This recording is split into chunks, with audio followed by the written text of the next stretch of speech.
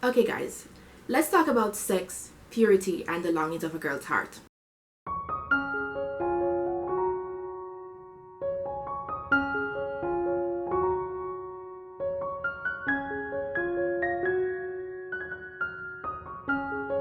Hi, my name is Aminata Coote, and today I want to talk to you about this book. Oh my gosh guys, I just finished reading this book by Kristen and Bethany Beal, and I am telling you, this book, really, I think you need to go and get a copy. So guys, here's my disclaimer. This is the first book I've read of this nature. I've never read a book about female sexuality before.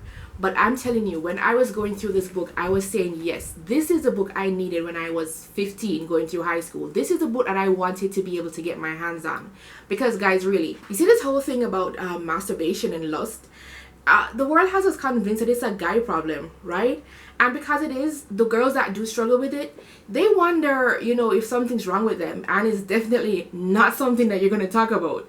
But guys, this book talks about it. And these ladies are going through it, and they're talking about their own personal experiences. And they're talking about the experiences of persons who wrote into the blog and who answered their survey questions and whatnot. And not only that, but they were able to find so many other sources outside of those two places that that you're not the only person who struggles with female sexuality. You're not the only person who's struggling with feelings of lust.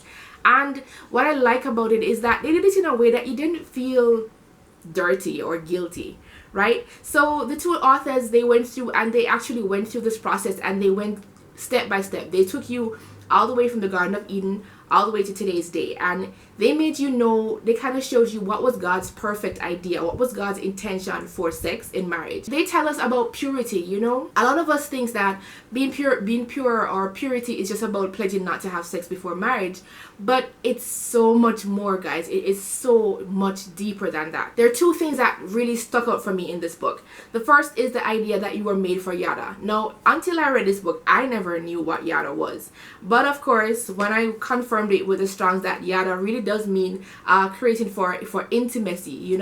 When Adam knew his wife, it's he yadaed her. And the kind of love that God has for us, it's yada. It is this everlasting love that wants to get into a soul deep connection with us. And guys, and when I say guys, I mean girls and guys, this is the kind of love that God wants us to have with our sexual partner. And guess what? It's not just any sexual partner. It is the sexual partner that you have committed to in a legal, binding relationship. That person who has your soul deep connection. That person that God created you to mate with. Your azer, your spouse, your partner, your lifelong mate, whatever. That's the person that you should be yadaing with. You don't be throwing that yada all over the place, because that don't work.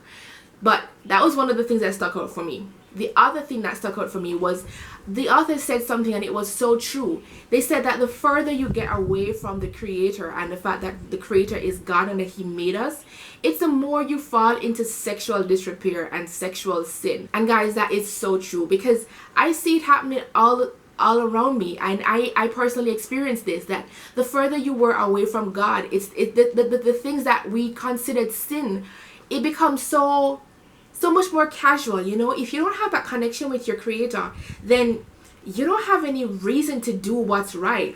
You don't have to do any reason to do what God says is right. But here's the thing, guys, even our laws are based on the commandments, because thou shalt not kill, thou shalt not steal. Yeah, those are laws, right? And our society mimics that. But you see, when we start to drift away from God, we start to make up our own rules.